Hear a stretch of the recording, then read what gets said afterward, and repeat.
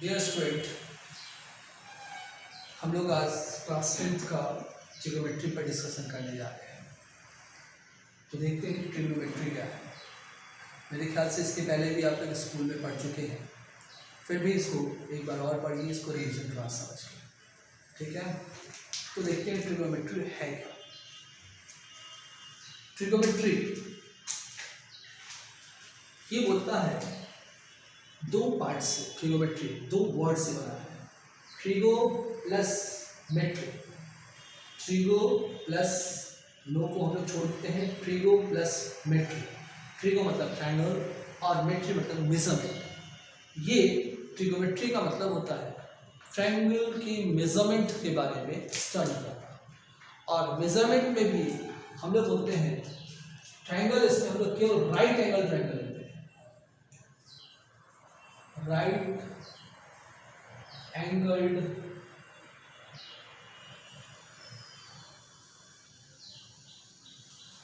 Triangle. Right angle triangle, right angle triangle किसको बोलते हैं? वैसा ट्रायंगल जिसका एक एंगल 90 डिग्री का हो। ये 90 डिग्री कहीं भी हो सकता है, इधर भी दिखाया जा सकता है, इधर भी दिखाया जा सकता है। इससे परेशान नहीं होना है कि 90 डिग्री कहाँ पर है। 90 डिग्री कहीं भी हो सकता है, इधर भी हो सकता है,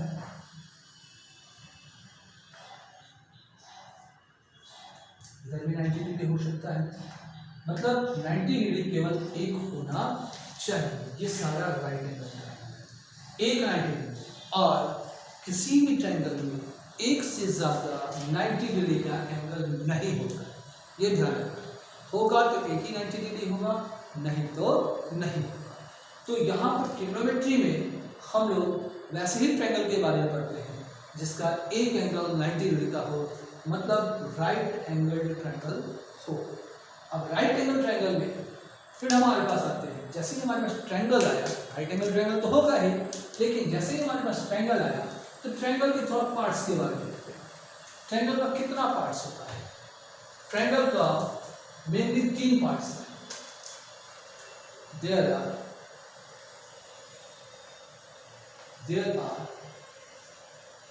3 parts of triangle।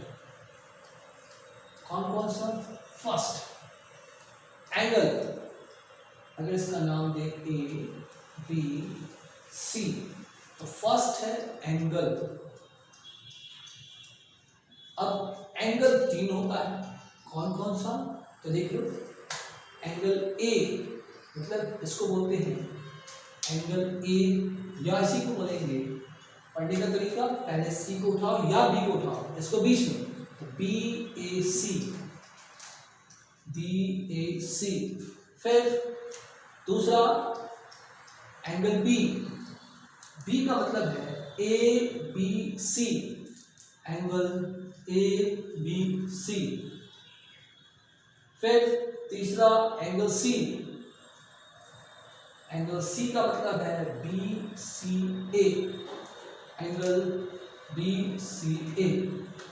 मतलब ये 3 एंगल है, चाहे केवल ए बी सी बोला जाए या angle B S C, angle A B C, angle B C A. जिस नाम को रिप्रेजेंट कर रहे हैं वो बीच में होना चाहिए। इस तरह से हम देखिए, ट्रायंगल का 3 एंगल होगा और ये एक पार्ट्स होगा। 3 पार्ट्स है जिसमें एक पार्ट्स होगा। एंगल 3 एंगल होता है, 3 नाम है। नंबर 2 साइड्स, साइड्स भी 3 होते हैं। एंगल एंगल्स बोल देते हैं, साइड्स भी 3 होंगे। मतलब ए से बी तक एक साइड होगा, ए बी, बी से सी एक साइड होगा, बी सी, और ए से सी तीसरा साइड। तो साइड्स भी 3 हो गया। तो 3 पार्ट से एक पार्ट एंगल्स, दूसरा साइड्स। अब तीसरा देखो, जिस पॉइंट पर एंगल बन रहा है, ये पॉइंट, ठीक है,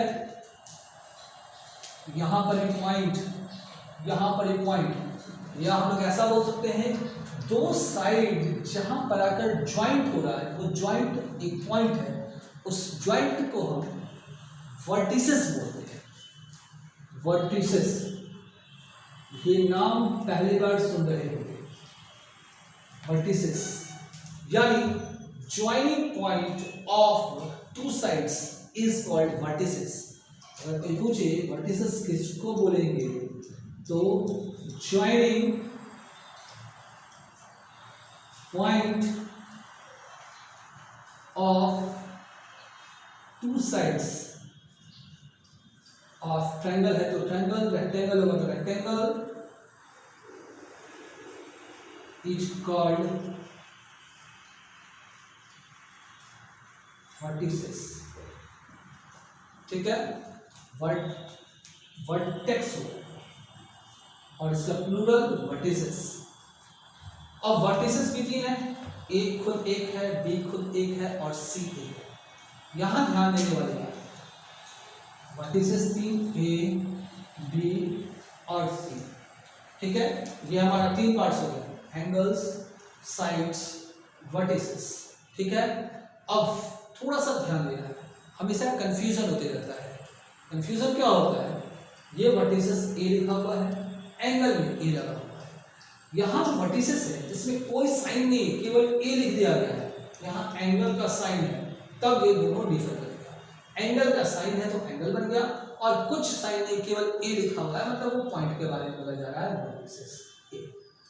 ठीक है, अब देखो तीन पार्ट्स तो हो गया, तीन पार्ट्स में से ट्रिग्नोमेट्री बोलता है कि एंगल्स और साइड्स के रिलेशंस के बारे में अगर हम पढ़ेंगे तो हम लोग पढ़ेंगे ट्रिग्नोमेट्री।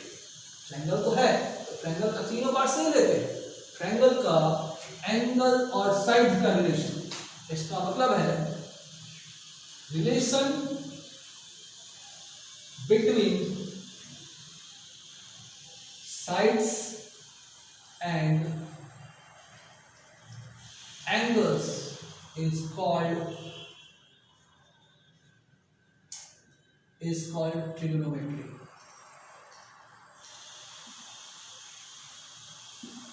ठीक है, relations between sides and angles is called trigonometry.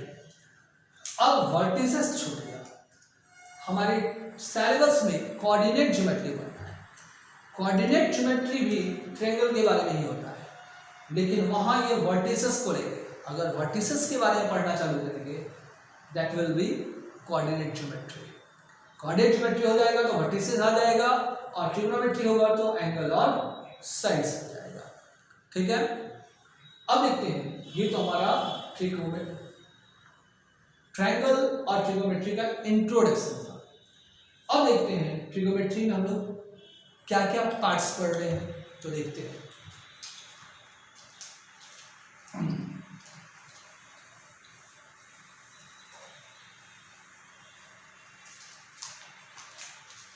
अब इस तरह से हम लोग देखते हैं, जो तीन साइड है, ये तीन साइड से मिलकर हमारे पास कुछ रेशियोज बनता है। रेशियोज, ध्यान दें, रेशियोज तीन साइड फिर से एक इकट्ठा कर रहे हैं, ए बी, बी सी, सी ए। इन तीनों को मिलाकर हम कितने तरह का रेशियो बना सकते हैं। देखो, ए बी और बी सी को related A B divided by B C एक रेशियो बना। अगर इसको उल्टा कर दें तो B C divided by A B दूसरा रेशियो बना।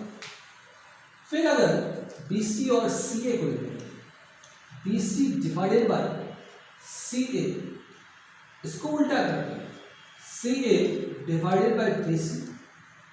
अगर इन दोनों को लें, A B divided by C A, उल्टा कर दें C A divided by A B, total 6 ratio. इससे ज़्यादा रेशियो बन ही नहीं सकता है। कितना भी कोशिश करके देख लो, खुद से रफ करके देख सकते हो, कितना भी कोशिश करके देख लो, हमारे पास तीन साइड है, तीन साइड से हम यही 6 टाइप का रेशियो बना सकते हैं, इससे ज़्यादा नहीं बना सकते।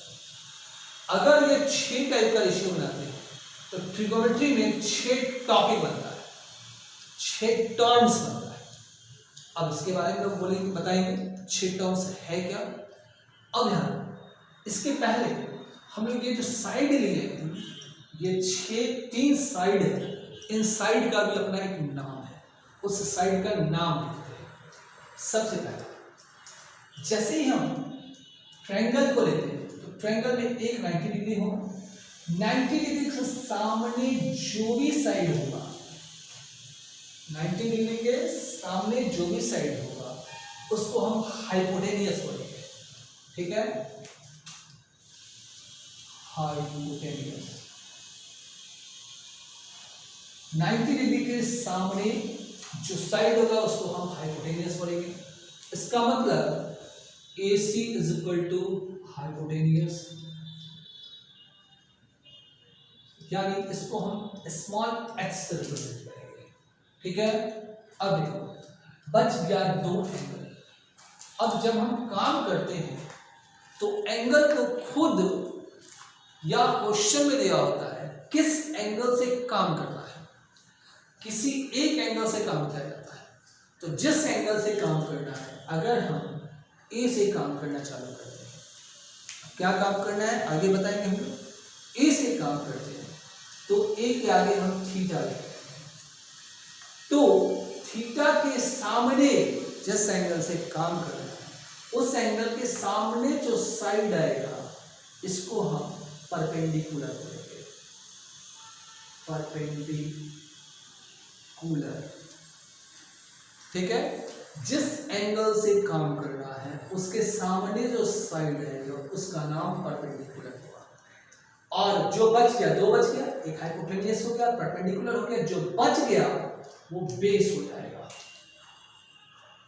अब ध्यान, यानी हम यहां लिख सकते हैं फॉर थीटा, थीटा के लिए अगर हम एंगल थीटा ले रहे हैं तो थीटा के लिए BC is equal to perpendicular, perpendicular, इसको हम स्मॉल p से रिप्रेजेंट करेंगे। लेकिन और AB is equal to base, इसको हम स्मॉल b से रिप्रेजेंट करेंगे। लेकिन कोई बोले नहीं मुझे थीटा से काम नहीं करना है, दूसरे एंगल से काम करना है। अगर दूसरा एंगल थीटा के बदला यहां पर इसको हम फाई बोलते हैं, इसको लिख लो बच्चों थीटा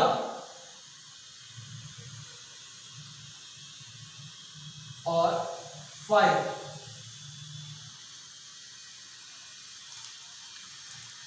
अब फाई से अगर काम करना है तो अगर ये फाई होगा तो इसके सामने वाला साइड परपेंडिकुलर हो जाएगा, यानी ये बेस नहीं होकर परपेंडिकुलर हो जाएगा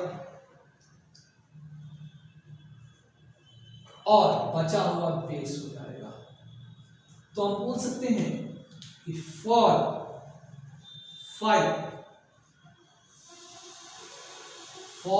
phi AB is equal to perpendicular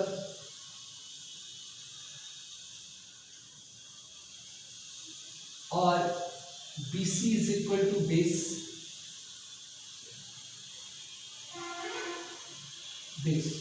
मतलब क्या, फिर से मतलब क्या हुआ कि एक 90 डिग्री फिक्स है, 90 डिग्री के सामने वाला हाइपोटेनियस फिक्स है, ये कभी चेंज नहीं होगा।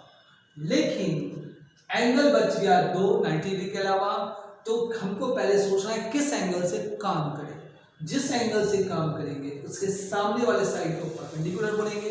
अगर हम थीटा को लेते हैं तो थीटा के सामने वाला साइड परपेंडिकुलर और बच गया वाला साइड बेस।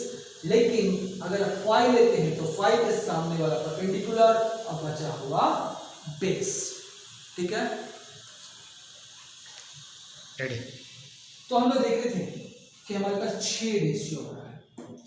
अब ये 6 रेशियो का अपना एक नाम है, तो नाम लेते हैं। नाम है, पहला नाम साइन, पूरा नाम साइन, इसको हम शॉर्ट में साइन लिखते हैं SIN।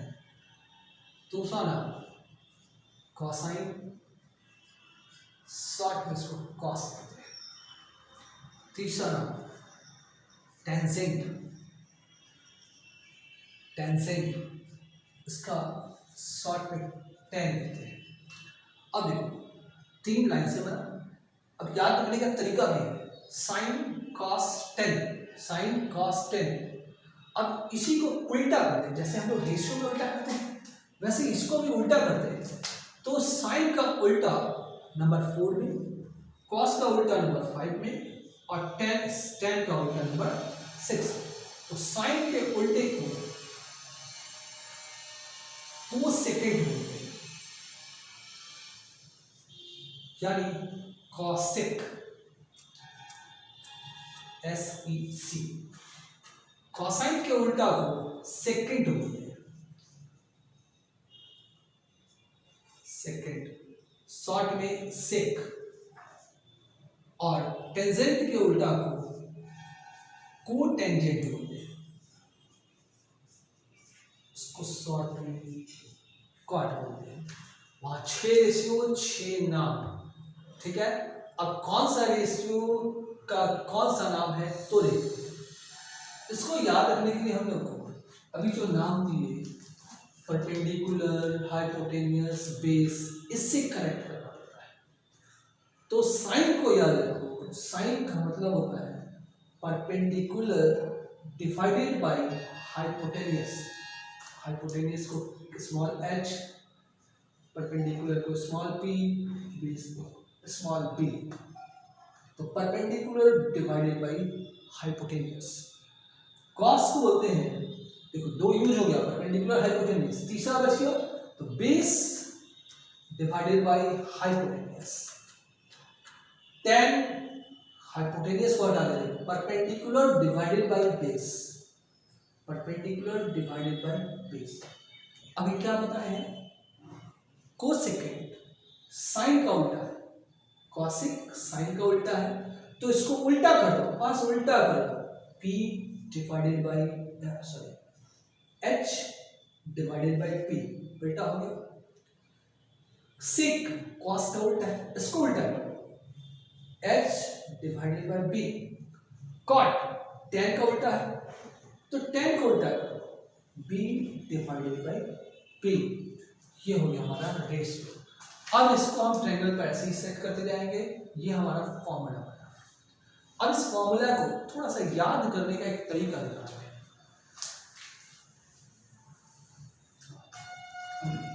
देखो इसी नाम से पहले साइन,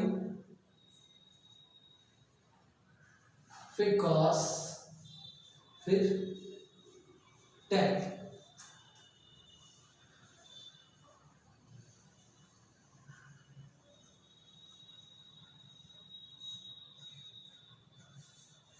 देखो sine p by H, cos b by H, tan p by b, b by b बना है ना। देखो 3 रेशियो बना है एक साथ, इसी को उल्टा कर देंगे तो वो बन जाएगा। अब इसको नाम याद रखने के लिए शॉर्ट में रटना पड़ेगा तुम लोगों को, p by H, h by b by H, p by b, ऐसे रटना पड़ेगा। शॉर्ट में याद रखेंगे, P for Pandit, P for Badri, P for Prasad, P for Pandit, B for Badri, P for Prasad. Pandit, Pandit, Badri, Prasad, नाम हो गया। बाय पंडित बद्री प्रसाद, बाय हरि हरि बोल।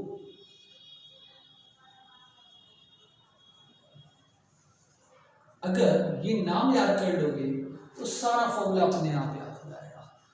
पंडित बद्री प्रसाद बाय हरि हरि बोल, पंडित बद्री प्रसाद बाय हरि हरि बोल, तीनों आ गया। इसको उल्टा कर देंगे तो भाई कॉसिक, सेक और कॉट हो जाएगा। ठीक है बच्चों, इसको अब याद करके रखो, पढ़ के रखो, फिर इस पर हम लोग कल और डिस्कस करेंगे।